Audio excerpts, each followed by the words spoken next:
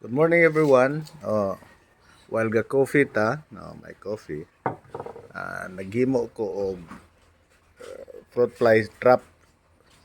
Kani siya I used to put katabi tang methyl eugenol.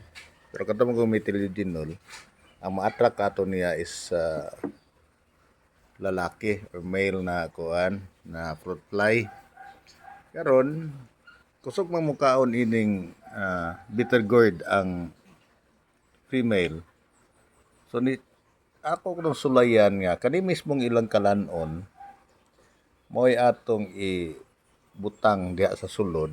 Maybe the female will be attracted unya masulod sila diha. So sa to pa doon na kay methyl nga para sa mga male niya pug kay para sa female. So try lang ni.